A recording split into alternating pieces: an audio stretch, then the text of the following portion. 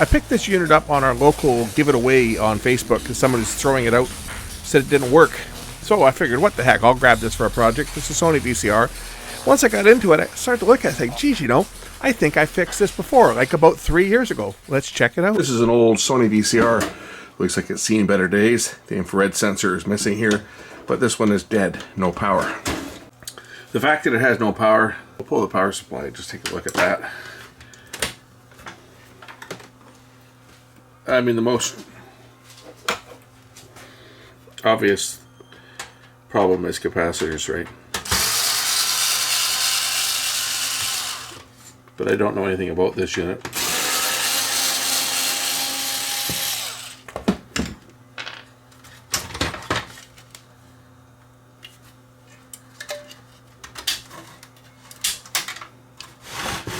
the power supply, and the bottom cover comes off somehow.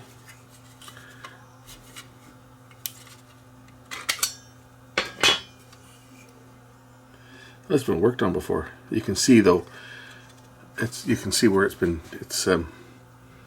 Yeah, this thing's been changed. Some of the caps on this have been changed. It looks like. Why is it not working? At this point, I'm thinking, gee, this kind of looks familiar. I guess maybe some more of them have gone bad. We'll just power it up and see if we get any voltages off of the power supply itself.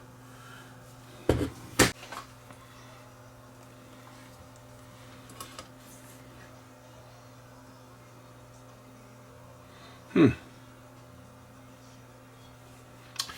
what do we got here? We have 37. That's working. Always 12 is working. That's a 30 volt supply. That's working. 4 volts. That's, what does that say?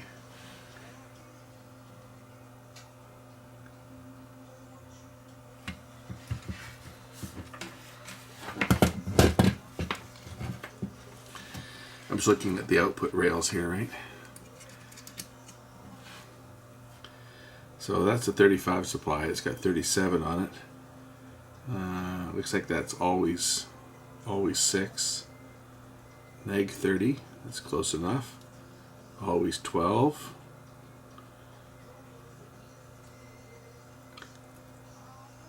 Motor 12. Ground.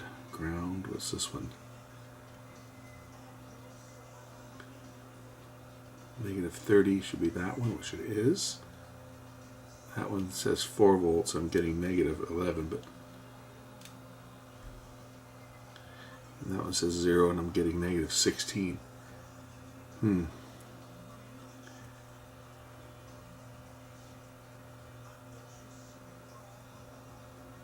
27. I'm just wondering if there's some traces that are eating away here.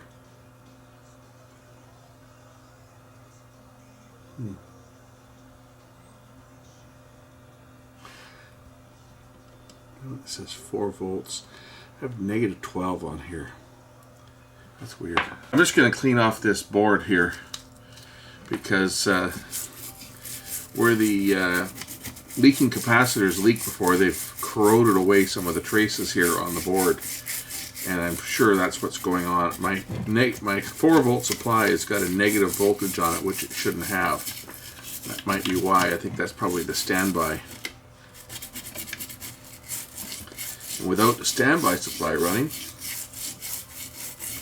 nothing else is going to work. So let's just clean this up here and take a look and see if the traces have eaten away. The best way to do that is to get rid of the solder mask that's all corroded away anyway from the leakage, and see whether there's an open connection in here somewhere. I poured a little bit of isopropanol just into a cap. I don't want to dip this into my nice clean container of IPA, so I just put a little bit into the cap and then just dump it onto the board. That way I can keep the rest of the container from being contaminated as I clean this up, just so I can see what kind of a mess it is.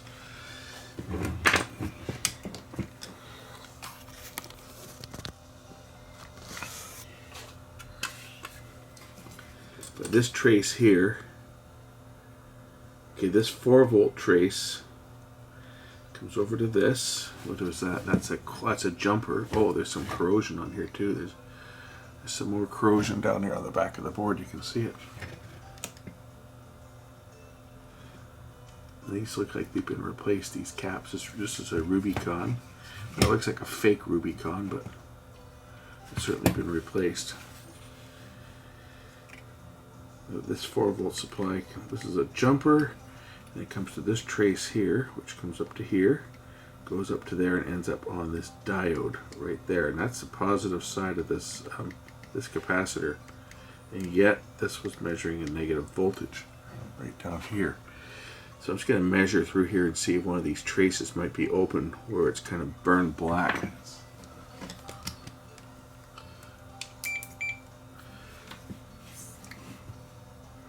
So that goes through to there, and that does go through. So why am I getting a positive voltage or negative voltage on there? Unless that diode has gone bad.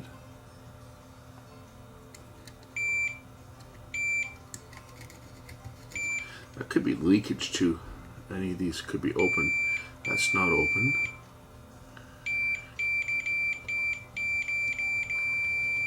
Although that looks kind of flaky there. Well, I just had a blooper and a half that I have to redo because I thought the camera was on when it was actually off. So I don't think there's a problem with this power supply. Remember when I was checking the voltages and I was getting on the 4-volt or 5-volt supply, I was seeing negative 14 volts, right? But I took a closer look at the board, and it's correct. It has its own return, marked 0 volts here. Okay, why did my meter go off? Let's try that again. We have 5 volts. Because it's a separate ground. If I look at the 0 volt, you'll see it's got negative 19 volts with respect to the chassis. With respect to its own ground, it's 4 volts. Now, this is because, let me just discharge the capacitors on here after taking out the power. Okay, so discharge completely. Thank you very much. Okay, so what we've got here, if I get the camera a little bit closer, you'll see what I'm getting at when I looked at the circuitry here. So what you'll see on this is that this is an isolated supply. You'll notice that the 4-volt from here, if we trace it back, it goes through a jumper and it ends up on the positive lead of this capacitor here. This is the negative lead of the same capacitor, which goes down and ends up down here on the 0. If we trace the 0 lead up, we'll see that it goes, even though it looks like it's all badly corroded, it goes up here and it ends up there. If we put the meter into continuity mode, we will see that the 0 volt goes to the... What is going on with my meter? Is my fluke crapping out on me? My old fluke meter appears to be crapping out. Okay, 0 volts. Okay, that's to the negative side of that capacitor. Here's the 4-volt side or 5-volt side. Right, so we have continuity there. Continuity there, but we do not have continuity to the chassis itself. You see, was I out of frame? No continuity to the chassis. We have continuity to the negative side of the cap, and we have continuity to the positive side of the cap. So that's why the readings were all skewed, because this is isolated. There's actually another capacitor here, a small cap that isolates that negative side from the chassis ground. That's why when I was measuring to the ground reference, I was getting all kinds of weird voltages. But if you notice over here, it's marked 0 volt as opposed to ground. These ones are marked ground. The ones that are marked ground are actually grounded. Ground, right? Ground. These ones are all grounded to the frame. This one here is not. That's why I was getting the oddball voltages. So This power supply appears to be working. I've got all the correct voltages, so why is this unit not powering up? So we'll just put it back into the chassis. And I say this was been repaired before. I don't know who repaired this thing. Could have even been me for that matter, because I was just given this machine. But it could have been a machine that I sold, because I sell a lot of VCRs. Well, I don't sell a lot, but I sell a few. I fix VCRs that I'm given. I put them up for like 20, 25 bucks. People buy them to archive their tapes, and then they pass them on to other people or give them away or whatever. And this one was given to me, and I was just told that it doesn't work. I picked it up off of a Facebook marketplace, but I didn't actually meet the person. They just put it out back, so I don't know if this could have been one that I sold to somebody, you know, a while back, and they used it and did what they needed with it and then got rid of it, or it broke down again and they got rid of it. Anyway, it will be a project to see why it's not working.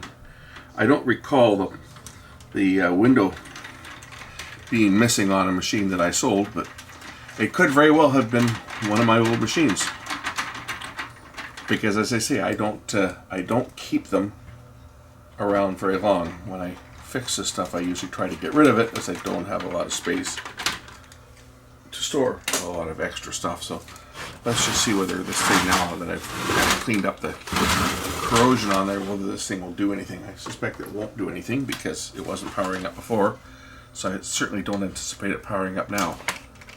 And it's not. Oh, hold on. Okay. It's got a power supply problem, definitely. Look at the power light. It's blinking. Can you see it? Is it showing up? It does have a power supply problem, for sure. Check this out. Can you see the power light flashing away there? Is it going to pick up on camera? Have to kill some lights in here, make it darker. You see the power light blinking? It's winking on and off. So this most certainly does have a power supply problem. So let's get back into that power supply. And the drum is just okay.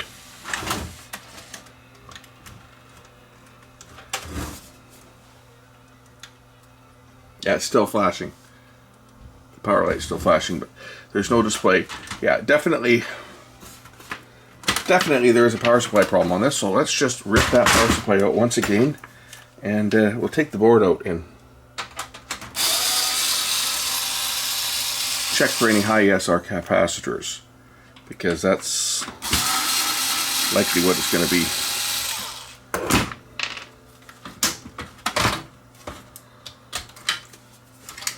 Most definitely power supply failure. So these got to be one of the ugliest circuit boards, I think. I mean, these were terrible. These are Mitsumi power supplies, and they just were just a disaster. Okay, it looks like this cap was changed before, possibly this one over here too. But there's been a few of them that have been changed. Looks like a couple of them have been changed. Let's just check. We'll just make sure that there's no charge on any of these by just shorting everything out. Not that there would be, but it's not fun for a few minutes, but we'll just make sure there's no charge. Alright, because I don't want to blow up my ESR meter, and we'll just check some ESR and see if any of these caps are measuring a little bit on the high side. The fact that this thing was kind of pulsating there is a pretty good indicator that there's a cap that's going open on here. So let's just check some of these ones out here. This one's measuring 0.03. I think that's probably okay. This other one here is 0.24. What about this one? This is another one here. 0.04. Yeah, that one's okay. This one here, that's 0.24, 0.22. That one might be questionable. That's this one right here. I think it's this one here. Let's just remove that one and we'll check it out of circuit. I think it's this one.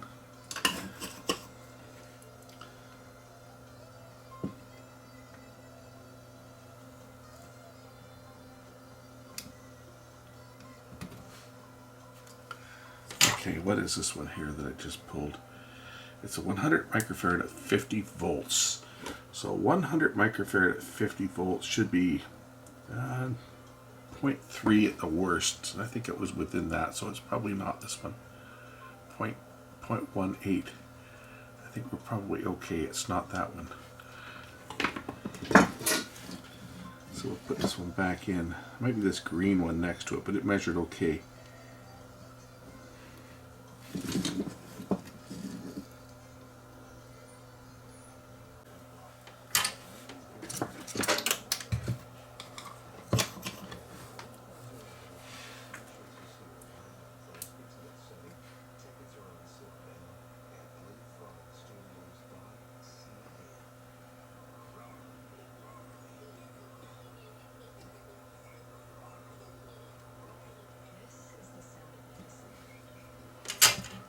I do think my problem is right in here on this trace here, and it goes through, it looks like it's going through a resistor, R202.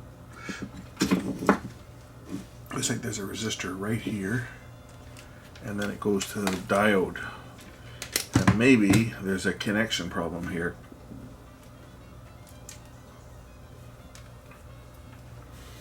Okay, so this one goes down to here. Where does it go? I'm trying to figure out where the heck I am now. This goes down through, does it go down to this one here? It goes down to here, I believe.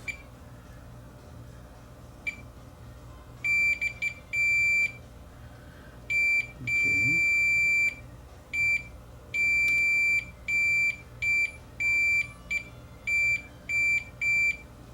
Okay, if we take a close look at this trace right down right here, watch when I wiggle this capacitor on the other side. That trace is lifting, so we're going to tack that back down and secure it. The copper is being eaten away by leaking electrolytic from the caps in the past that leaked on this thing.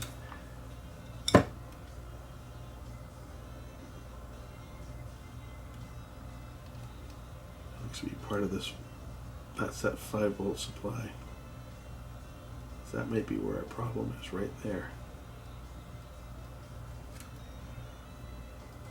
I'm going to pull that cap out right now just to take a look at it. This one here, how does this one look?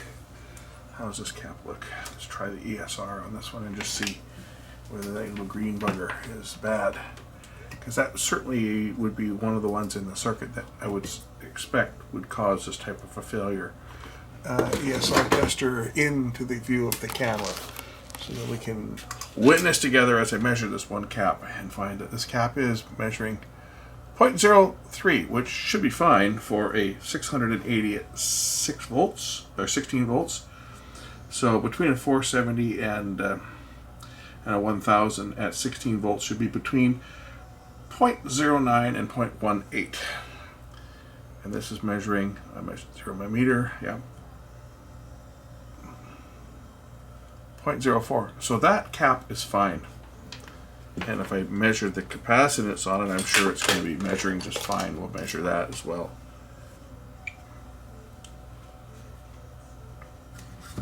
Capacitance meter going here.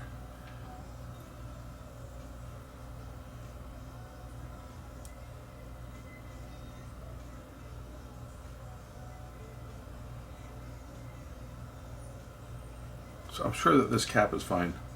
680 at 16 volts.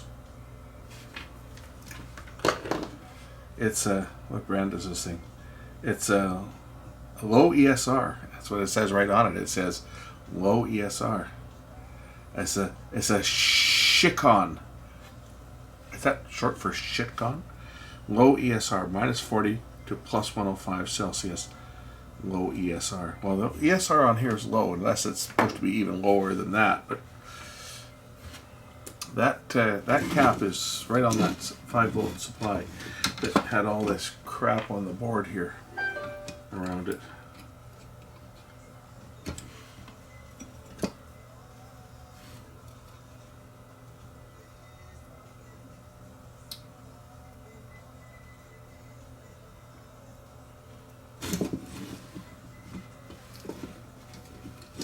think what I'll do is I'm going to put some jumper wires over because the traces on here look to be pretty bad.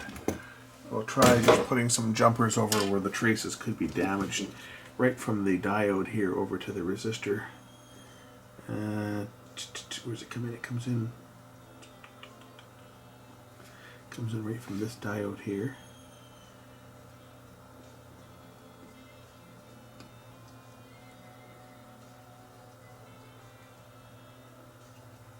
And it goes over to this cap right there, and then down to the 5-volt outlet. So we'll just tack this one down right here, right through the insulation.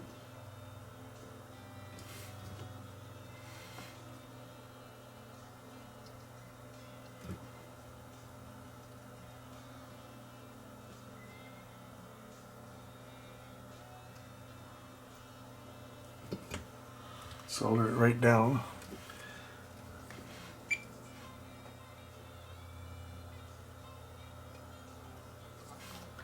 And then that continues over to here and ultimately ends up over on this 4-volt output right down here.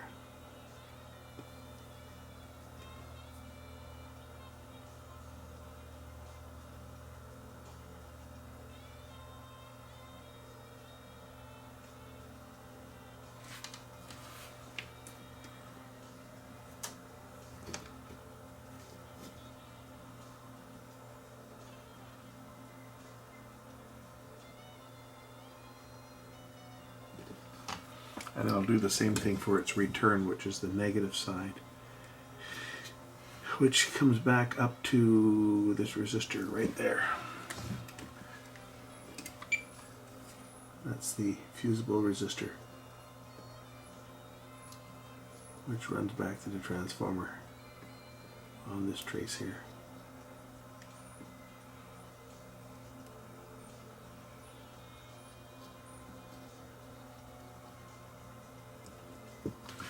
Another wire.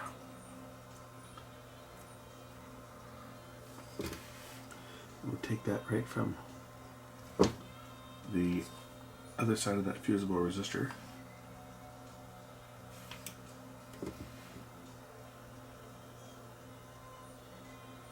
Which is there.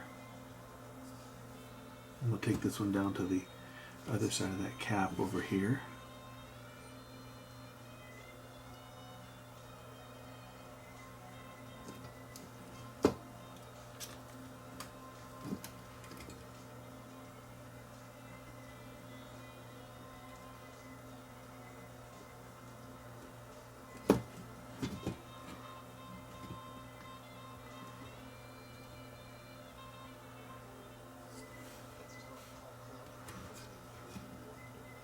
And the other side, this one comes down to where it says 0 volts. So we'll just tack that down.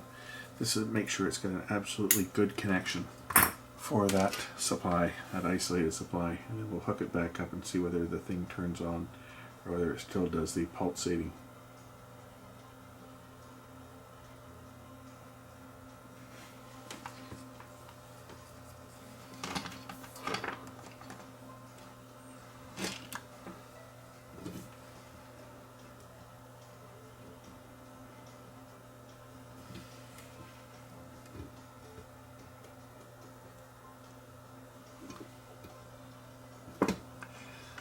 I can solder both hands, left or right, it doesn't matter, right? Not everyone can do that.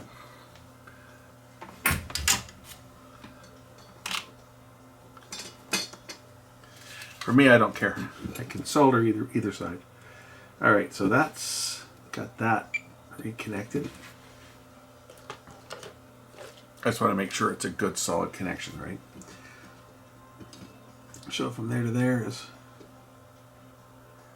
good. From there to here is good. From here to here is good, and also down to there. Just for the heck of it, I'll measure a few of the other ESR values since I've got this thing already apart. I don't feel like taking it apart a second time.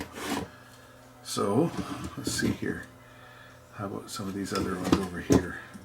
The little one over here, what is this one measuring? 10 microfarad, 2.6. Yeah, that's fine. And another one here. What's this one measuring? 0.15. I'm sure that that's probably okay too. What is that one? It is a 16 at 2200 at 16. So between 0.09 and 0.2 is what that one should be, and it's 0.07, 0.08, so that's fine. And what this one here? 6.4. What is this? 6.4. That sounds a little high, but that is a 10 at 50. 10 at 50 is that might be a little bit high, that one. So maybe we'll change this one out while we're at it. C201. That looks to be just in the 35 volt supply. That would be for the tuner, more than likely. The tuner or the vacuum fluorescent display. So that I don't think will cause the set to be dead. And a little one down here. What's this one?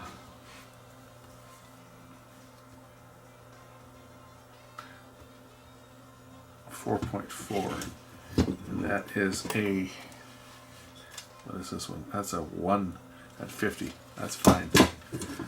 Now that would be like between 14 and 16, so that one's fine. These all test good. Look at this other 2200 down here. 0.8, 0.9. That one might be a little bit on the high side. That one there, 0.8 for a 2200. That's 16. That one's a little high. Maybe we'll pop this one out, swap this one out while we're at it, just because this one here is a little bit on the high side.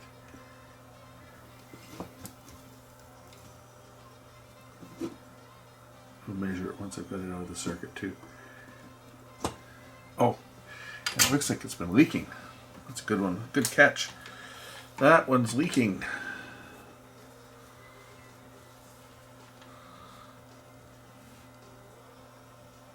Yeah, 1 ohm, 1.1, 10 volt, 2200. So, yeah, it should be like 0.1 maximum, and we're at 3 ohms. So, let me grab another one of these. Okay, I got another one here. This is a one I pulled out of a power supply, so it should be okay. It's a Rubicon. 2200 at 16 volt. So, we should be good. And the ESR is measuring really low on it.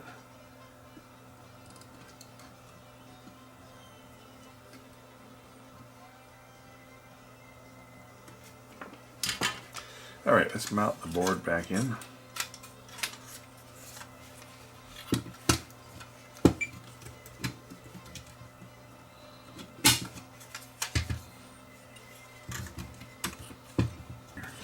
And then there's tabs that solder it to the frame on the side here to ground it.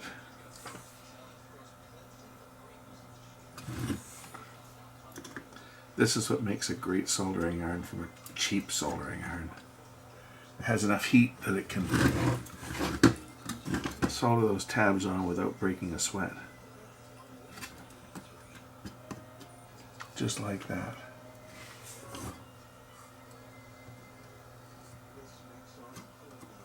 Alright, let's plug this thing in again and see whether it's going to work this time. Fingers crossed I've got it.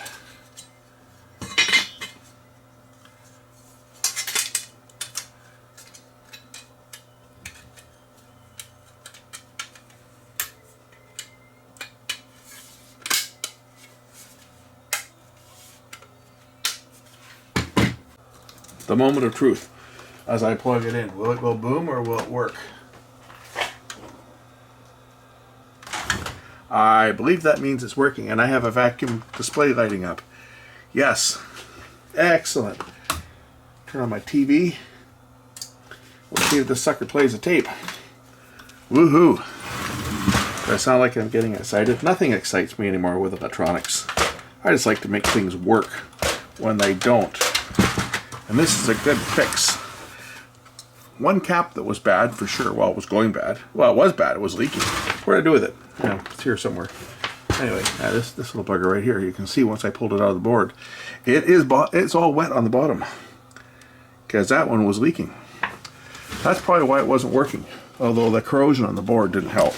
Oh, whacked my head on the camera. Yeah, is it gonna work?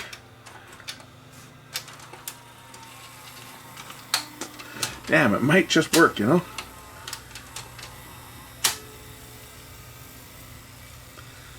Well, I don't have a picture, but it could just be dirty heads.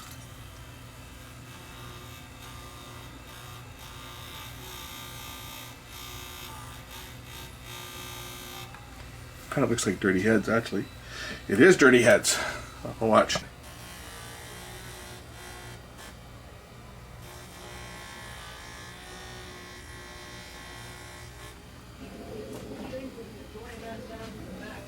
There we go. Fixed that. That head was really clogged. Sometimes when you get a head that's that contaminated, it just requires a good scrubbing. There we go. That one's fixed. Something ordinary, like watching TV. Hi-fi sound, looks like. This incredible large screen display can make something even as simple as watching television. For starters, there's TV Guide Plus, an interactive program guide that, in a flash, can answer the age-old question of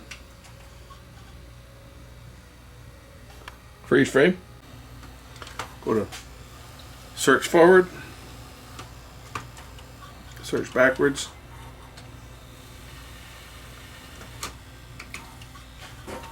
stop, go to full speed, fast forward. That's working. How about rewind? Yep, and somewhere out here is an eject button. There we go.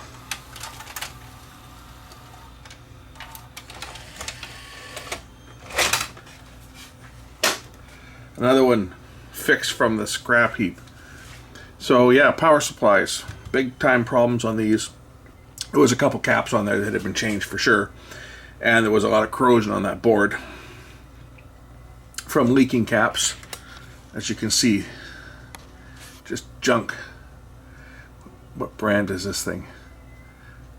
Doesn't even have a brand on it. KMF, is that the brand? Anyway, this looks like an original one. But just absolute junk. No bulging or anything, right? It's just the electrolytic leaks. The seal fails on them, and then the electrolytic leaks out of them. And this stuff is corrosive, and it attacks the board. And that's what it has done on this. It attacked the board. So this one was bad for sure, but those traces were corroded away. So we put a jumper wire in place of them to fix that, and this one is now fixed. Okay, I'm done with this one. Thanks for watching. We'll catch you in the next one. Bye.